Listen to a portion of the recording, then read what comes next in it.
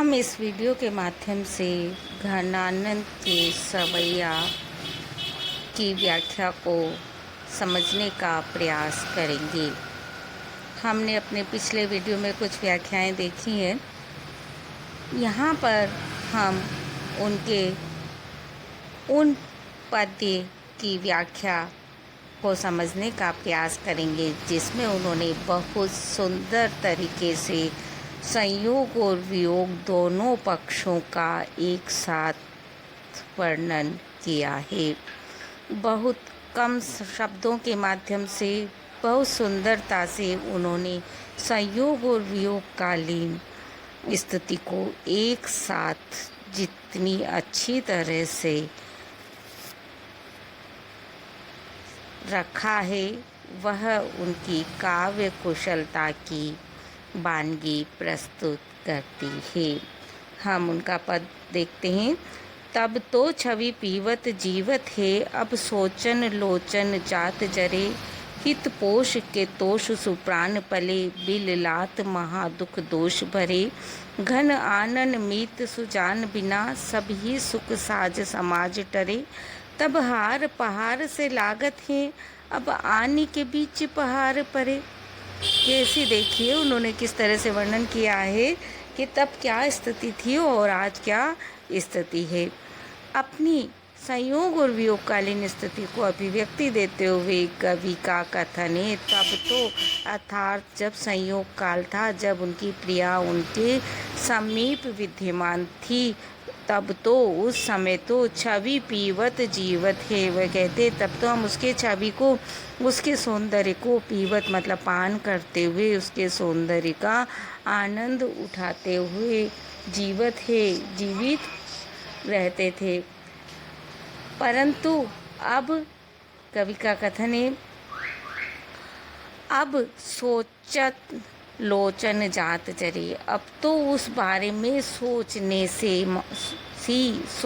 मात्र से ही, क्योंकि वियोग का काल है, अब प्रिया पास में नहीं है, तो सोचने मात्र से ही लोचन आँखें जात जरे जलने लगती है, क्योंकि सौंदर्य का पान नेत्रों के माध्यम से ही तो किया था। अपनी प्रिया को नेत्रों के माध्यम से ही देखते थे। आज जब उस बात को याद करते हैं तो केवल सोचने मात्र से ही नेत्रों में जलन होने लगती है, नेत्र जलने लगते हैं उस चीज़ को याद करके। इस तरह से वह तब की और अब की, संयोग काल की और वियोग काल की परिस्थितियों का एक साथ चित्रण कर रहे हैं।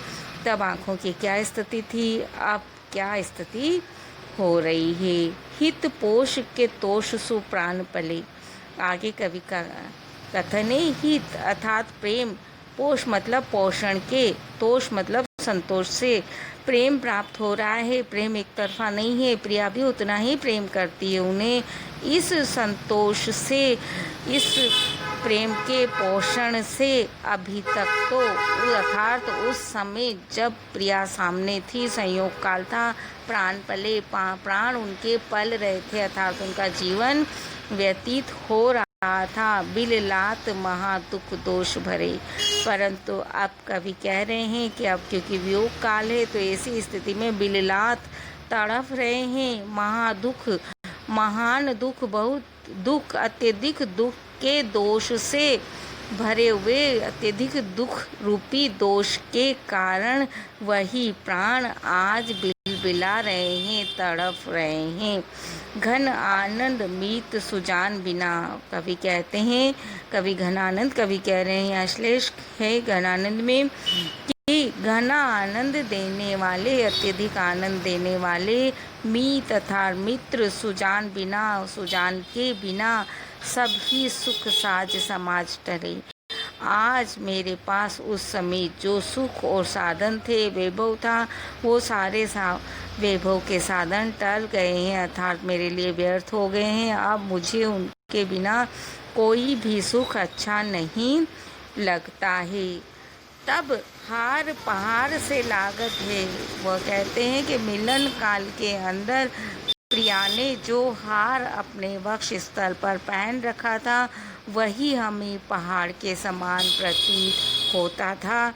परंतु अब आने के बीच पहाड़ पड़े, परंतु अब तो हम दोनों के मध्य में आकर ही पहाड़ पड़ गए हैं, अर्थात इतनी दूरियां आ गई है कि हमारा परस्पर मिलना ही दूभर हो गया है।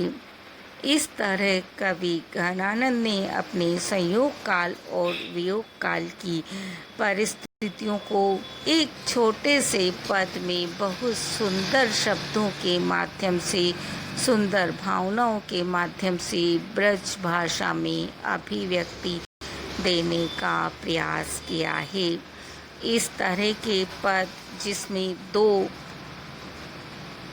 भिन्न भिन्न परिस्थितियाँ, विशेष रूप से संयोग काल और वियोग काल की परिस्थितियों को एक साथ प्रस्तुत किया जाए, बहुत कम देखने को मिलती है। आप इस वीडियो को अपने सहपाठी मित्रों को शेयर करें और लाइक भी।